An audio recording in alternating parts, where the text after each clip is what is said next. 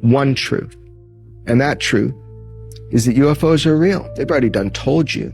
Sometimes when you want somebody to know a truth, it's so you can set them up to believe a lie. And that's coming. I have zero doubt that lie is coming. What is the lie? Specifically, you want me to say it right now? For real? Real? On camera? To be put in the show? Yeah. Okay. Problem with that. If we tell the lie before it's told, they can adapt. That wouldn't be wise. I'll tell you privately, but I would really think about it if you want to put this in your show. For real. That's a real thing I'm telling you. So will you think about it before putting it in your show? Okay. So UFOs are real, and they've been here a long time, and that's the truth. But the lie is coming. All indications, like all of them, is that that lie is going to be that there is a craft slowly making its way to us here on Earth. And that is the lie they're going to want you to believe. Nuanced. How they explain that, the nature of that threat. But that 100% is the lie you are going to be told. You even got a date. People been whispering a date for a long time now. I know where that lie comes from. I know specifically what document from the 70s initiated the idea of that lie. A classified document. That is the lie you will be told. You're going to be told that there is a craft on its way to Earth. That's the lie. Maybe I'm wrong. The UFO-UAP phenomena is augmenting at an immeasurable rate. The powers that be had far superior control of disseminating information in the early 80s and 90s as the internet, and smartphones haven't been invented yet. Now that information technology is available everywhere, and to virtually everyone the strategy of the government had to adapt and overcome. Jeremy Corbell is, among other things, a filmmaker, and I feel you, like myself, find it extremely interesting to hear him explain how the government told the public the truth about UFOs existing to set us up for a lie. Anyone using logic realizes that if you're on a documentary covering the subject and you state that a lie is coming, the next logical question you'll be asked is, what's the lie we're all going to be told? He then explains to the producer that if we tell the lie before it's presented to us, then they can adapt. A logical question I felt we all would ask is, why would you bring up the lie at all if you never intended to disclose it? He then finishes the scene with dramatic certainty, explaining the lie to the producer in spite of his previous warning, which once again questions rational logic, stating that the lie will be told is, a craft is slowly approaching Earth. The final words from him are, maybe I'm wrong.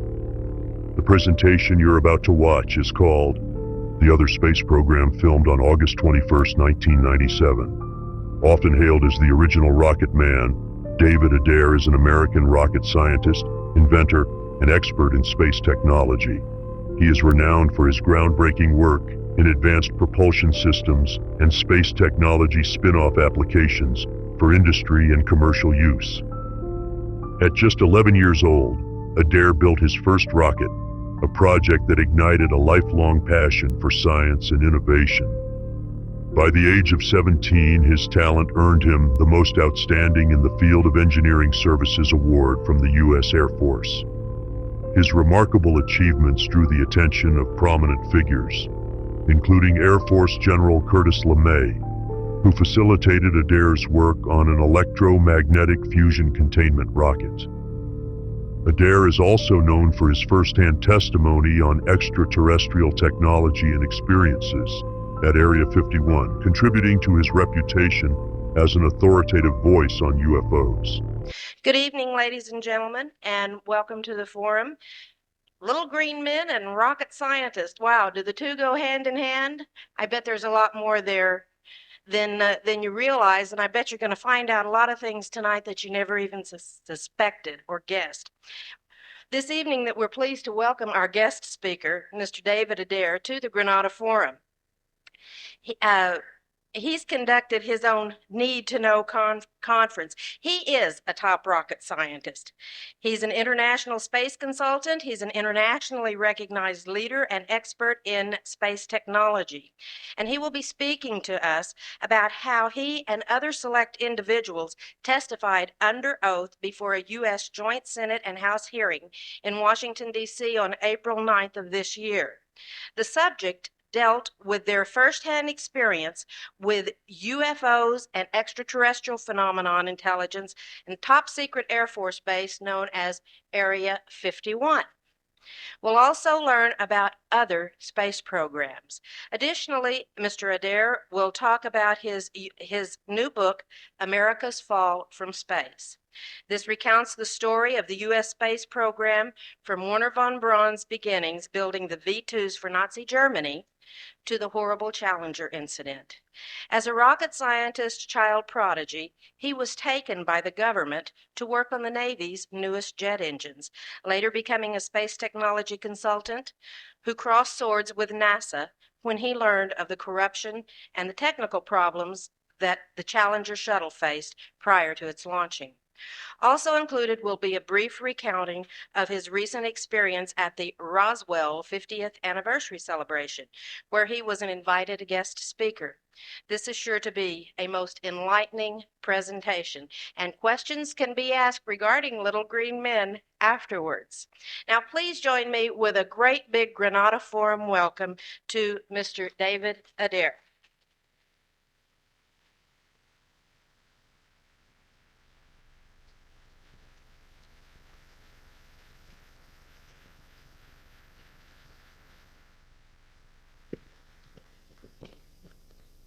Well, as we may have seen that, well, let me ask some questions first. I need to know a few things here. How many people heard me on Art Bell last night? Golly, about half the room. Wasn't right. It was night for last. At 3 a.m., I lost track. I don't know. Y'all's radio programs run a little different than we do back home. We roll up sidewalks about 10 o'clock at night, and that's it. As you can tell, y'all, I'm from Georgia, so we got to get some proper English first. Y'all is singular, all y'all is plural. Okay. All right.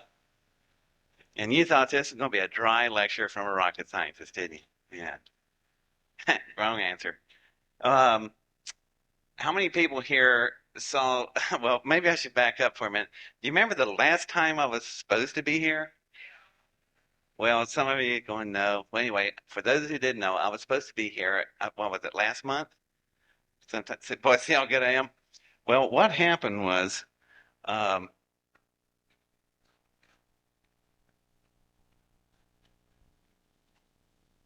this is the little guy that caused the problem. This is my planner. I got to get a bigger planner. I had wrote your date in here for Friday, the next night. So I had Friday off, and I went down Sunset Boulevard.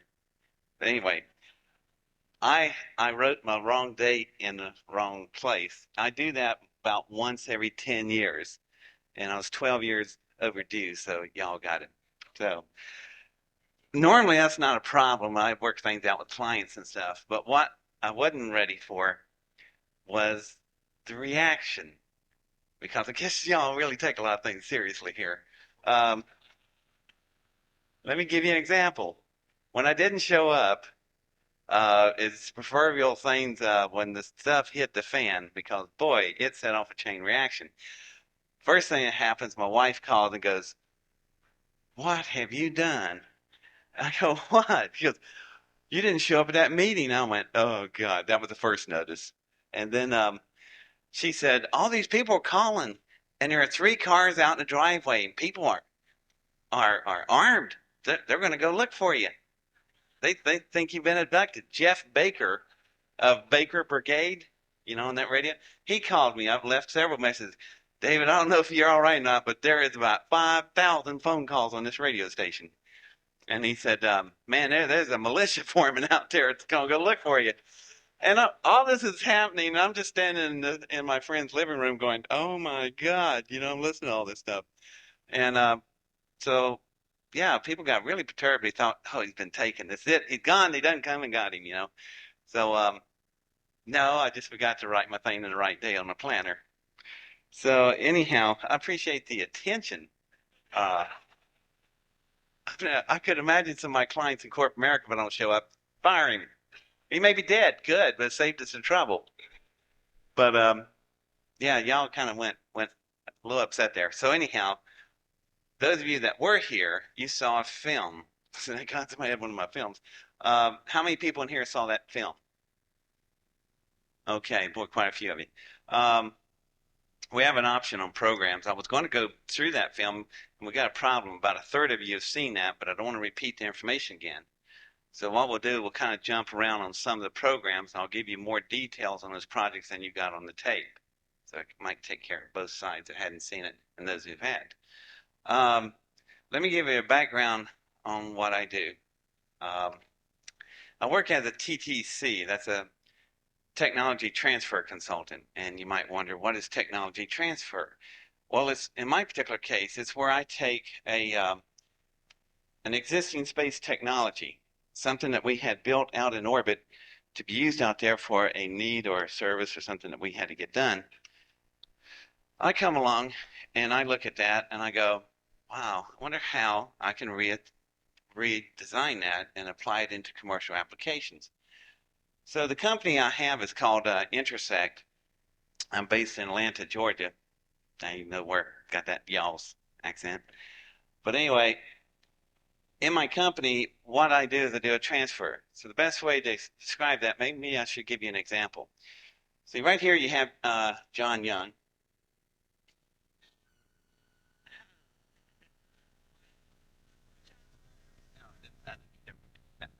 This is what I wanted.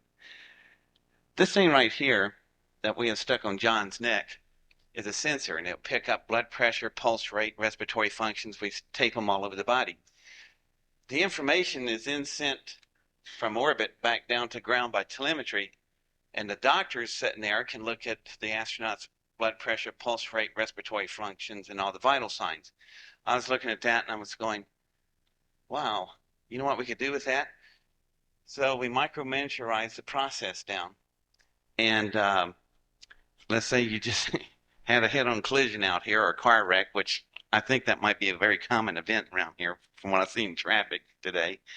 But there's been a really tremendous impact. So the people are injured, they're dying from the crash. The paramedics come sliding up to the rescue. They throw open this little suitcase. They hook the leads onto the person laying in the street. The information is sent from the paramedic units to a local hospital by radio waves. The doctors look at the scope and they're looking at the blood pressure, the pulse rate, the respiratory functions, all the vital signs. The doctor will tell the paramedics what to do to stabilize that person. You get them to a trauma center, and that's where those suitcases came from. That's technology transfer. So it's where we take stuff and redesign it. I can give you some more maybe practical applications, maybe not so drastic. Let me tell you a story. On the Apollo spacecrafts, those things are not very big. They're about the size of a good broom closet. You got 3 men in there, okay? So they are eating solid food, okay? It's 3 days out, 3 days back, 2 days on the moon. It's about 8 days. So after about 3 days of eating solid food, what's going to happen, y'all? Something's got to give, Okay, well, you got another problem. It's weightless. Things float. You begin to appreciate this problem, right? It will get your attention, I guarantee you. So anyhow, there are no bathrooms on board. They wear diapers. So we had to build a very special diaper that could absorb nasty stuff away, keep them dry while they're still there, and hold things together, okay? Technology transfer called Johnson & Johnson, you get a disposable diaper, and that's where it came from. That's technology transfer. Now, it goes on, and we can go for hours and hours. There are about 72,000 transfer already occurred out of the space program into the commercial sector. And it's just influenced and intertwined in your life. You just couldn't believe how much stuff you use every day that you don't even think about that came from the space program. So that's what technology transfer is. Now you might find that that's pretty useful because in the space program, on the commercial side where I'm at, I don't work for NASA. If I worked for NASA, it would be like, which it is right now, we get along about as well as Arabs and Israelis do. All right. We are hostile competitors. They're in the bureaucratic cesspool. I'm over here in the commercial sector. So you can tell I don't get a lot of Christmas cards from them boys. But we're into making money and profits out there. And in return, we make products. Now, you know about a space shuttle. They take off like a rocket, and they can perform like a spacecraft. Then they come back in and land on a runway like a plane, and they can do this over and over again. So you have a cycle. Has anybody ever bothered to tell you what's the benefits of all this? You know, what could you possibly get out of that? Well, other than some Pampers and maybe little paramedic units, you may not really think very much about what you could get from the space program. But it's really a lot more effective in your life than you're even aware of. I'll show you that. We have something right here. This is a satellite that's being launched into space. Now, years ago, a president named Ronald Reagan, which we called him in our world Ronnie Reagan. Anyway, he came in there and he asked if there could be a communication system built that could withstand a full thermonuclear strike by the Soviet Union. That's about 4,000 warheads exploding at one time in continental America. It would be a very fun, interesting day. So anyhow, to build a communication system on the ground, it would be really impossible because the ground will be just absolutely blasted away by EMPs, electronic magnetic pulse. It would fry all your communications. So the only place we could go is space. So we built this communication system with these satellites. Rockwell International put them out, and we've got 6 satellites in 3 different orbits, and we ended up with about 18 satellites, and we put some additional satellites out there, and we've got them all in place. They formed this grid around the planet. Well, once we got that thing in place, and it was extremely expensive, what happened to the Berlin Wall? It collapsed. What happened to the Soviet Union? They collapsed. So the thing that we had built this $500 billion program for doesn't exist now. So you can't justify it. So what do? What any good little red-blooded bureaucrat will do, they dump it. So they dumped the system into the corporate side.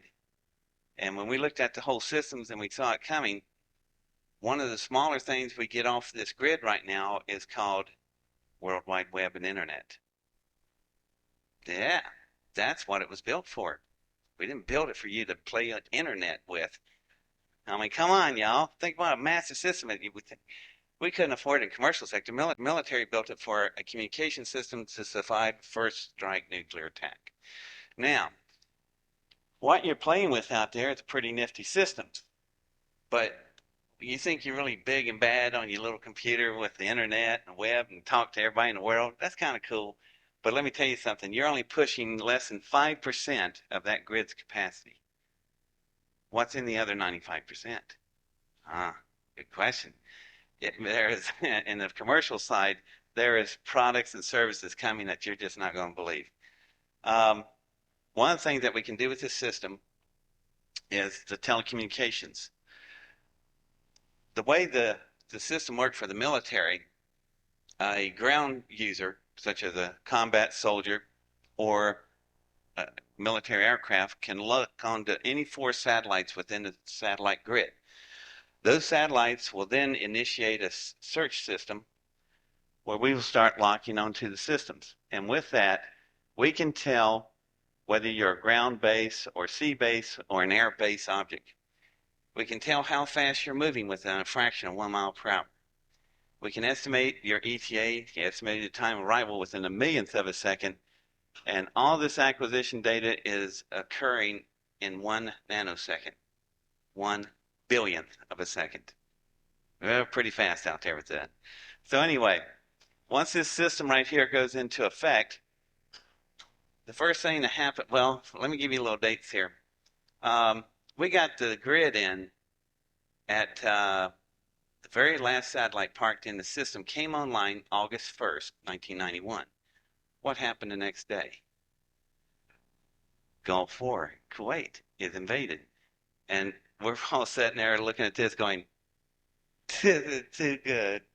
God. Somebody write Hussein a thank you card. Oh, bless his little heart. He invaded that country. See, we want to test this grid. This grid is so powerful, there's no way to test it really unless you got a full-scale, real live, honest-to-God war. Okay, well, you just don't go out and invent one of those. At least some of you might disagree with that. But I've been hanging around metaphysical people too long. They're messing with my head, I'm telling you. I can't even look at the newspaper any normal anymore. My colleagues are looking at me and they'll say something. I go, well, how do you know that doesn't transcend across a dimensional barrier to jump where you can maybe receive some kind of message from some kind of disembodied spirit out there, and maybe give you some ideas.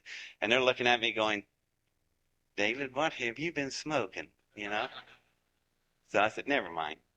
So anyhow, I'm kind of locked in the 3D world, but UFO Congress I just came from, the Congress or the meeting before that was the Global Science Congress. So I've been pretty saturated already, and I'm starting to leak all these strange ideas. But anyhow, back to science.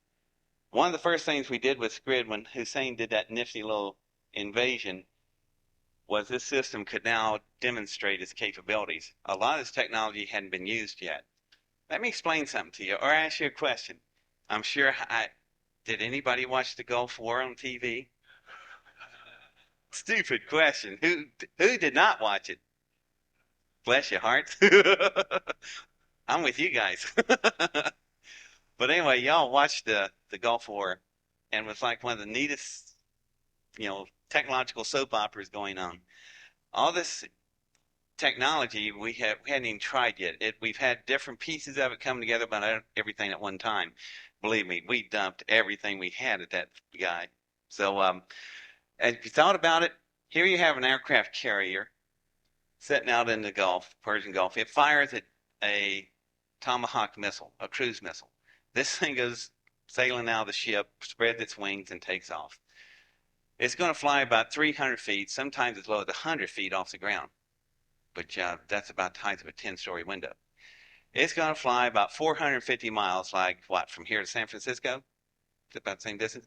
Well, when you get there with it, you're going to go through Main Street in Baghdad, hook a right at the square, go down to the 2nd Street, turn left, and strike the second building on the left and go in that third window on the right. Got that? No problem. And we did. The military of Hussein is not quite as honorable as the way we do it. They build their central intelligence building in between a hospital and a school, sitting right in the middle. Can't bomb it, A cruise missile can come flying in the window, and the last thing you see is somebody standing out the window going, that's it, it's all over with, and take out that entire building without hurting the school, the hospital on each side of it. So if you think about that for a minute, how do they do that? GPS, Global Positioning System, was allowed the coordinations for us to be able to maneuver through all that system. So the first thing that they did is they dropped a sergeant behind the enemy lines. And when he got there, he set up his GPS coordinator. Now he's looking out over the battlefield. Here comes 2 Iraqi tank divisions. That is about 60-some tanks and about 30,000 men. He sits there and he starts punching in his coordinates, and he is driving artillery in at a 1 square inch pattern accuracy. 1 shell severs the turret right off a tank per shot. At the end of the day, this man by himself, it's tough and more, he killed 30,000 people and 60 tanks all by himself. Now, people go, that's awful. Well, war's not a fun place to be. It is awful. But would you like the alternative? Would you rather have your 18-year-old son out there facing those tanks? No. We have one little sergeant sitting out there, and he'd tuck everybody out. Sergeant York, eat your heart out. So, the only thing the sergeant complained about, his fingers were tired. So, that's the power of technology, and it's even more powerful. This is all going through the same system you play with the internet with. Keep that in mind. Other things that it can do, I just told you, precision weapon delivery, terminal navigation, landing, approach capability. You can be in a solid night landing, tremendous storms, have your navigation shot up, and GPS will take you within a 12-inch accuracy pattern landing. We'll know where you are physically within 12 inches, anywhere on the surface of the earth in a millionth of a second. Pretty nifty. They help with land operations in the military. They also navigation performance and jamming the environment. I wish you could maybe see what the Iraqis saw on their radar when we fired the system up. Imagine, it was everything they had electronically just started snowing out and then scrambling and making all kinds of noises. Kind of looked like something like a frog in a blender. Okay, pretty rough. So anyway, that's extremely helpful in jamming navigation. The other thing that we did, have you ever thought about it?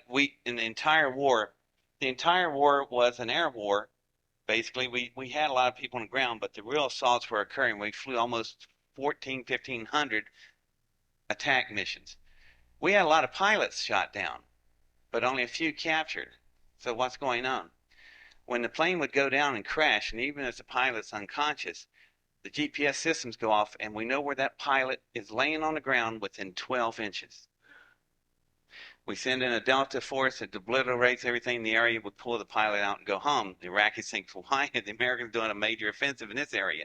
We're not. We're extracting a pilot. The reason some pilots were caught, they landed right in the middle of a huge Iraqi battalion, so you just couldn't go in there and pull him out. So that's why we only had just a few pilots caught. So that was a really handy system. Unlike Vietnam, we didn't have GPS then. We wouldn't have lost but a few of our pilots. So that's military applications of the GPS system. Now enters my little crowd, and we start doing subsystems, and we redesign the modifications for commercial applications. First thing we're going to do is we hook it to aircraft. Now imagine, I fly a lot, and I look out the window and I see these planes going by, and I thought, last thing I want to see is like the nose of an aircraft coming at me. So collisions can be avoided because how close can we tell where things are?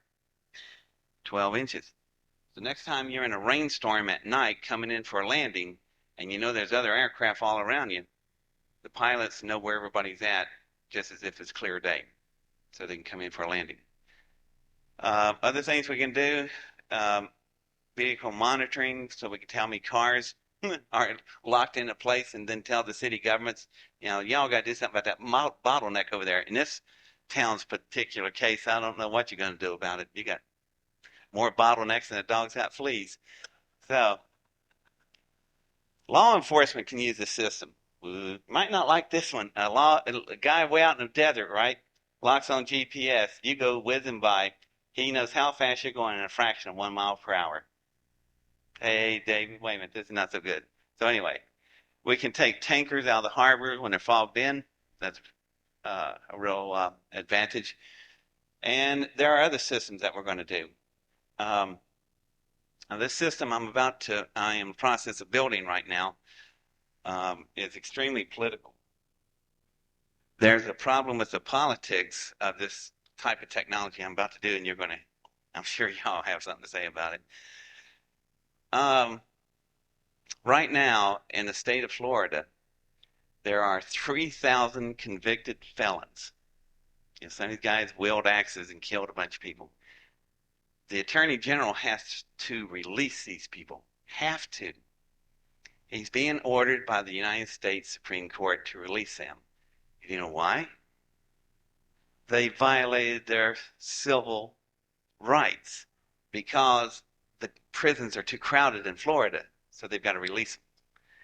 And I'm sitting there going, what's wrong with this picture? We're going to turn loose, you know, you know, Al the Axe Man over here out on the street. I mean, this is insane. So I worked a deal where I'll be working with the Attorney General of Florida, and what I can do, there's this little ankle bracelet we're going to snap on their ankles, which is made of a cold rolled titanium.